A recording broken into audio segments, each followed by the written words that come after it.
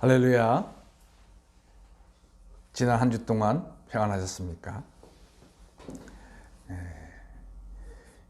예수님의 제자가 되고 예수님의 제자를 삼는 가족 같은 공동체를 추구하는 작은 예수교회 이영종 목사입니다. 지난 한 주 동안 코로나로 인해서 우리가 많은 어려운 소식들을 듣게 됐지만 이 시간에 저희들이 예배를 통하여 또 말씀을 통하여 하나님께서 저희들에게 은혜를 내려주시길 원합니다. 제가 기도하겠습니다. 고마우신 아버지 하나님, 이 시간에 저희들 말씀 앞에 나왔습니다. 하나님께서 이스라엘 민족에게 시내 산에서 나타나 주셔서 말씀하여 주시고 이스라엘 민족이 감격으로 그 말씀을 받았던 것처럼 주님 이 시간에 말씀 가운데 저희들을 은혜를 얻게 하시고 하나님의 음성을 듣게 하여 주시옵소서. 부족한 저를 통하여서도 하나님 은혜가 있게 하여 주시옵소서. 예수님의 이름으로 기도하였습니다. 아멘. 오늘은 창세기 21장 1절부터 21절까지 읽도록 하겠습니다. 제가 읽겠습니다. 창세기 21장 1절. 여호와께서 말씀하신 대로 사라를 돌보셨고 여호와께서 말씀하신 대로 사라에게 행하셨으므로 사라가 임신하고 하나님이 말씀하신 시기가 되어 노년의 아브라함에게 아들을 낳으니 아브라함이 그에게 태어난 아들 곧 사라가 자기에게 낳은 아들을 이름하여 이삭이라 하였고 그 아들 이삭이 난 지 8일 만에 그가 하나님이 명령하신 대로 할례를 행하였더라. 아브라함이 그의 아들 이삭이 그에게 태어날 때 100세라. 사라가 이르되 하나님이 나를 웃게 하시니 듣는 자가 다 나와 함께 웃으리로다. 또 이르되 사라가 자식들을 젖먹이겠다고 누가 아브라함에게 말하였으리오마는 아브라함의 노경에 내가 아들을 낳았도다 하니라. 아이가 자라매 젖을 때고 이삭이 젖을 때는 날에 아브라함이 큰 잔치를 베풀었더라. 사라가 본즉 아브라함의 아들 애굽 여인 하갈의 아들이 이삭을 놀리는지라. 그가 아브라함에게 이르되 이 여종과 그 아들을 내쫓으라. 이 종의 아들은 내 아들 이삭과 함께 기업을 얻지 못하리라 하므로 아브라함이 그의 아들로 말미암아 그 일이 매우 근심이 되었더니 하나님이 아브라함에게 이르시되 내 아이나 내 여종으로 말미암아 근심하지 말고 사라가 내게 이른 말을 다 들어라. 이삭에게서 나는 자라야 내 씨라 부를 것이 미니라. 그러나 여종의 아들도 내 씨니 내가 그로 한 민족을 이루게 하리라 하신지라. 아브라함이 아침에 일찍 일어나 떡과 물 한 가죽부대를 가져다가 하갈의 어깨에 메어주고 그 아이를 데리고 가게 하니 하갈이 나가서 브엘사바 광야에서 방황하더니 가죽 부대의 물이 떨어진지라. 그 자식을 관복덤불 아래에 두고 이르되 아이가 죽는 것을 참아 보지 못하겠다 하고 화살 한바탕 거리 떨어져 마주 앉아 바라보며 소리내어 우니 하나님이 그 어린아이의 소리를 들으셨으므로 하나님의 사자가 하늘에서부터 하갈을 불러 이르시되 하갈아 무슨 일이냐 두려워하지 말라. 하나님이 저기 있는 아이의 소리를 들으셨나니 일어나 아이를 일으켜 내 손으로 붙들라. 그가 큰 민족을 이루게 하리라 하시니라. 하나님이 하갈의 눈을 밝히셨으므로 샘물을 보고 가서 가죽 부대에 물을 채우다가 그 아이에게 마시게 하였더라. 하나님이 그 아이와 함께 계심에 그가 장성하여 광야에서 거주하며 활 쏘는 자가 되었더니 그가 바란 광야에 거주할 때 그의 어머니가 그를 위하여 애굽 땅에서 아내를 얻어 주었더라. 아멘. 우리가 창세기 20장에서 아브라함의 그 99세 때 믿음을 통해서 배운 바가 있습니다. 진정한 믿음이라는 것은 무엇입니까? 강철 같은 의지로 한 번도 쓰러지지 않고 살아가는 것이겠습니까? 물론 그런 모습들을 성경에서는 추천하고 있습니다. 그러나 실제 우리의 삶에서는 그렇지 못할 때가 너무 많고 세월이 지나갈수록 넘어질 때가 많이 있습니다. 그러나 그 넘어졌다고 생각할 때 그리고 이제는 도저히 회복할 수 없다고 생각할 그 순간이 바로 하나님을 바라보고 하나님의 은혜를 입을 수 있는 그런 기회라는 것들을 성경은 말씀하고 있습니다. 하나님께서는 아브라함이 소명을 받고 1년 뒤에 그런 아내를 왕에게 바치는 실수를 범하였지만은 그러나 24년이 지난 뒤에도 똑같은 실수를 범하는 것들을 허락하십니다. 왜 그렇습니까? 하나님께서는 아브라함에게 은혜라고 하는 것들을 가르쳐 주시기 위함입니다. 이제 하나님께서 왜 아브라함과 사라에게 25년을 기다리셨을까? 그게 결코 짧지 않은 기간이지만은, 그러나 한 사람에게 있어서 진정으로 하나님이 원하시는 그런 사람이 되는 데는 짧은 시간이로는 되는 게 아닌 거예요.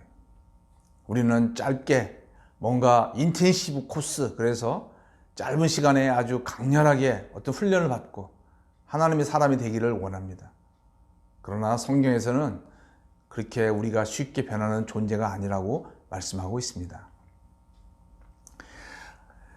이제 하나님께서 21장을 통해서 어떻게 또 아브라함에게 말씀하시는지 살펴보도록 하겠습니다. 1절, 2절을 보겠습니다. 1절, 여호와께서 말씀하신 대로 사라를 돌보셨고 여호와께서 말씀하신 대로 사라에게 행하셨으므로 사라가 임신하고 하나님이 말씀하신 시기가 되어 노년의 아브라함에게 아들을 낳으니. 우리는 젊었을 때부터 우리가 계획을 세우고 미래를 생각하고 이런 것들에 익숙합니다. 그래서 중학교 시절, 고등학교, 대학교, 청년 시절, 또 성인이 될 때까지 우리는 미래를 위한 계획을 열심히 세우죠. 그러나 성경은 무엇이라 말씀합니까? 하나님의 말씀대로 되는 것이다 하는 것입니다. 우리의 노력이나 우리의 힘이 아니라 하나님의 말씀. 하나님은 시편 139편에 보면 우리가 태에서 조성되기 전부터 이미 우리에 대한 계획을 갖고 계시다고 말씀하고 계십니다. 우리의 이성으로는 잘 이해할 수 없는 것이지만은 이미 하나님께서는 우리를 만들기 전부터 우리에 대한 플랜을 갖고 계시는 거예요. 그래서 우연히 되는 것은 없습니다. 하나님은 우리를 향한 자신의 플랜대로 우리를 인도하시는 겁니다. 아브라함과 사라도 그들이 한 것 같지만 하나님의 말씀과 계획 때문에 계획대로 되는 것이다. 성도 여러분, 내가 너무 부족해서, 나는 너무 약해서, 또 내가 이런 죄를 졌는데 하나님의 뜻이 이루어질까? 우리가 다 이해할 수 없지만 성경에서는 이미 그렇게 될 것도 하나님은 다 알고 계신다고 말씀하고 있습니다. 우리의 신앙은 우리의 힘으로 되는 게 아니에요. 하나님께서 하십니다. 그리고 2절에 하나님의 때가 되니까 사라에게 자식을 주셨다. 하나님의 그 때에 이루어지는 것입니다. 우리가 바란다고, 우리가 원한다고 되는 게 아니라고 성경은 말씀하고 있습니다. 성도 여러분, 이것은 무엇을 말합니까? 우리 인생의 주인은 하나님이시다. 제가 온누리교회 다닐 때 하영주 목사님께서 소천하시기 얼마 전에 12월 말에 크리스마스였던 것 같습니다. 그때 주일 크리스마스 설교를 하시면서 이 온누리교회가 오늘날까지 이렇게 된 것은 다 하나님의 은혜입니다. 제가 한 것은 1%도 없습니다. 라는 그런 말씀을 하셨습니다. 제가 그 설교를 들으면서 정말 그럴까? 아니, 이렇게 큰 교회를 저 목사님이 세우신 것 같은데, 저 목사님이 일으키신 것 같은데, 물론 하나님이 도와주셨지만 그래도 저 목사님이 고생을 많이 하셨을 텐데 정말로 그런 걸까? 혹시 겸손의 표현으로 그렇게 하신 건 아닐까? 그러나 성도 여러분, 그때는 제가 아직 은혜가 무엇인지를 잘 몰랐던 것 같습니다. 고린도전서 15장 10절에 보면 사도 바울 선생님께서 자신이 엄청난 그런 이방 선교를 했지만 자신이 한 건 아무도 없다. 다 하나님의 은혜라고 고백하고 있습니다. 사람의 시야에 볼 때는 사도 바울이 다 한 것 같지만, 그러나 사도 바울이 고백한 것은 하나님이 다 하셨다. 하영주 목사님도 사도 바울과 같이 그가 정말 사람의 눈에 볼 때는 교회에 온전히 헌신한 그런 목사님인 것은 확실합니다만, 그러나 하나님께서 다 하셨다라는 고백을 하게 됩니다. 에베소서 2장 8절 9절에 무엇을 말하고 있습니까? 너희가 그 은혜를 인하여 믿음으로 말미암아 구원을 얻지 너희에게서 난 것이 아니다. 행위에서 난 것이 아니니 이는 누구든지 자랑하지 못하게 하려 함이라. 혹시 이 설교를 들으시는 분 중에 자랑하고자 하는 마음이 있습니까? 그래도 나는 그래도 이런 거 잘해. 또 그 자랑거리로 해서 다른 사람을 혹시 판단하고 계시지는 않습니까? 그렇다면은 아직은 그 은혜의 깊은 경지에 도달하지 못한 것이라고 생각해도 큰 무리가 없을 것 같습니다. 오해하지 마십시오. 저는 내가 이렇게 해서 나의 자녀들을 좋은 대학에 보냈다. 또 내가 이렇게 해서 내가 회사를 일으켰다. 그런 간증을 하는 것들을 저는 좋아하지 않습니다. 물론 하나님의 은혜로 그렇게 된 것들을 간증하는 것은 좋지만 그 간증의 중심에는 인간의 행위가 들어간 것들을 많이 보게 됩니다. 어쨌거나 아브라함과 사라에게는 25년이라는 세월이 왜 필요했냐? 정말로 이삭이 태어나는 것은 하나님의 천적인 은혜였다는 것들을 그들이 깊이 깨닫기를 하나님은 원하셨다고 생각합니다. 우리 성도님들도 내가 한 게 아니고 하나님이 하셨다 하는 것들을 그런 고백하는 그런 성도님들이 되시기를 바랍니다. 만약에 마음 가운데 아직도 그래도 내가 한 것 같은데 라는 마음이 있다면 정말로 은혜를 배우게 해달라고 하나님 앞에 간절히 기도하시고, 또 하나님께서는 반드시 우리를 낮추셔서 정말 내가 아무것도 아니구나 하는 것들을 고백하게 하실 겁니다. 자, 이제 아브라함과 사라가 하나님의 은혜를 약속을 받고 너무 기뻤습니다. 막 잔치를 할 정도예요. 은혜 위에 은혜가 넘친 거죠. 그런데 8절 이후에 사라가 하갈과 이스마엘을 쫓아내라고 합니다. 슬픈 일이죠. 저는 이 모습을 보면서 제가 생각이 났습니다. 저는 하나님께 은혜를 받기를 원합니다. 그리고 하나님께서 은혜를 주시면 너무나 기뻐하고 감사하고 헌금도 합니다. 그런데 제가 은혜를 나누는 것은 잘 못해요. 다른 사람이 저에게 조금 서운하게 하거나 저에게 어떤 불이익을 주면 저의 마음은 언짢아지고 어떻게 하든지 손해 안 보려고 그러고, 더 나아가서는 어떻게 하면 보복을 할까,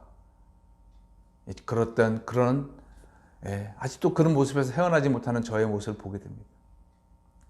사라도 하나님께 이렇게 큰 은혜를 받았음에도 불구하고 연약한 하갈과 이스마엘에게 은혜를 베푸는 것은 익숙하지가 않습니다. 그래서 이들이 있을 때 같이 있으면 내 자식에게 손해가 있겠구나, 자기 자식에게 손해가 있겠구나 생각이 돼서 쫓아내라고 아브라함에게 요구를 합니다. 근데 아브라함은 그럴 수가 없는 거예요. 깊은 고민에 빠졌죠. 그런데 하나님께서 나타나셔서 그를 내어 보내라. 내어 보내도 내가 그를 책임져 주겠다. 아브라함이 그에게 이제 믿음이 조금씩 생긴 것 같습니다. 하나님께서 어떻게 볼 때는 이런 참 매정한 말씀을 하셨을 때에, 그러나 하나님께서 책임져 줄 거라, 그 하갈과 이스마엘을 책임져 줄 것이라는 그 가냘픈 믿음이 있었기에 그들을 내어 보냈습니다. 그러나 막상 하갈과 이스마엘은 어떤 현실에 처합니까? 죽게 되는 거죠. 그래서 엄마가 울고 아이가 웁니다. 근데 성경은 무엇을 말씀하고 있습니까? 17절 읽어보겠습니다. 하나님이 그 어린아이의 소리를 들으셨다. 그래서 하나님이 사자가 하늘에서부터 하갈을 불러 말씀하십니다. 이제 먹을 게 다 떨어져서 광야에서 서로 죽어가는 모습을 보면서 기가 막혀서 울고 있는 모습, 근데 하나님은 아이의 소리를 들으셨다고 말씀하고 있습니다. 하나님은 어른의 기도도 들으시지만 아이의 기도를 하나님은 더 들으십니다. 아이는 그만큼 순수하고 그만큼 자기가 없습니다. 예수님께서도 너희가 어린아이와 같지 아니하면 천국에 갈 수 없다라고 말씀하셨습니다. 어린아이와 같은 순수한 신앙, 단순한 신앙. 이 어린아이가 어떻게 하나님께 기도를 했는지 모르지만은 그 기도는 하나님이 들으시는 기도가 되는 거예요. 성인이 되어서 아주 미사여구를 써서 또 자기의 감정을 동원하여서 간절히 기도한다 하더라도 때로는 그 기도 응답이 안 될 때가 있습니다. 그러나 하나님은 어린아이와 같은 단순한 마음으로, 순수한 마음으로 기도할 때에 하나님은 기도를 응답하실 수가 있습니다. 혹시 성도 여러분 중에 나는 기도를 못해 라고 고민하는 분이 계십니까? 미사여구를 섞어서 감정을 섞어서 하면 기도가 응답이 잘 될 것 같습니까? 성경은 결코 그렇게 말하지 않습니다. 성경은 진실한 기도, 짧은 기도, 그런 것들을 성경은 더 귀하게 여깁니다. 그래서 하나님께서 약속대로 이스마엘과 하갈도 보호해 주십니다. 그런데 이제 우리가 왜 하나님은 이스마엘과 하갈을 내어 보내도록 말씀하시나? 사랑이 많으신 하나님께서 왜 이삭과 같이 이스마엘이 지내기는 것을 하나님은 왜 허락하지 않으셨을까? 이것은 장차 하나님의 약속에 들어간 사람과 그렇지 못한 사람의 차이를 성경은 미리 보여주는 거라고 생각됩니다. 약속의 자녀와 육신의 자녀, 하나님의 약속을 따라 사는 사람과 그냥 자신의 욕심을 따라 사는 사람의 그 결과를 성경은 미리 어렴풋하게 보여주는 거라고 생각이 됩니다. 이 땅에 살 때는 그 사람이 하나님의 약속의 자녀인지 그냥 육신의 자녀인지 알 수가 없습니다. 다시 말하면 거듭난 사람인지 거듭나지 않은 사람인지 알 수가 없습니다. 그러나 성경은 때가 되면 양과 염소를 가르듯이 또 알곡과 가라지를 가르듯이 그 갈라지는 분리되는 상황이 있다 그렇습니다. 그 상황이 온다고 말씀하고 있습니다. 그래서 하나님의 약속에 들어가지 못한 사람은 지옥불에 어두운 세계에 내어 쫓긴다라고 성경은 경고하고 있습니다. 성도 여러분은 자신이 하나님의 자녀, 약속의 자녀라는 확신을 갖고 계십니까? 다시 말하면 구원의 확신을 갖고 계십니까? 나는 그런 건 몰라. 나는 교회 다녀. 그렇게 말씀하십니까? 성도 여러분, 고린도후서 12장에서 너희 속에 예수 그리스도가 있음을 알지 못하느냐? 그러면 너희는 버리운 자다라고 성경은 분명하게 말씀하고 있습니다. 성도 여러분, 이 설교를 들으시는 분들은 그런 구원의 확신이 분명한 그런 성도님이시기를 축원합니다. 그리고 내 주위에 있는 아직 하나님을 모르는 사람들이 있다면 그들이 비록 내가 지금 이 땅에서 같이 사는 것 같지만 언젠가는 이별의 시간이 있다는 것을 아시고 그들도 이런 구원의 길로 올 수 있도록 여러분께서 살아있을 동안에, 그가 살아있을 동안에, 또 우리 성도님들이 살아계실 동안에 그들을 하늘나라로 초청해야 될 줄로 압니다. 기도하겠습니다. 아버지 하나님, 오늘 말씀을 통하여서 저희들의 인생이 저희들 것이 아니라 하나님의 뜻대로 되어진다는 것들을 알게 하신 것 감사합니다. 저희들의 행위가 아니라 하나님의 은혜로 되었기에 저희들이 자랑할 것이 아무것도 없음을 또한 고백하게 됩니다. 아버지 하나님, 혹시나 저희들 모습을 보고 또 저희들 자신의 능력 때문에 실망하고 또 뒤로 물러간 그런 성도님들이 계시다면 눈을 들어서 올바른 믿음을 갖게 하시고 하나님의 은혜로 된다는 것들을 믿게 하여 주시옵소서. 아버지 하나님, 또 언젠가는 구원받은 자와 구원받지 못한 자가 나누어지는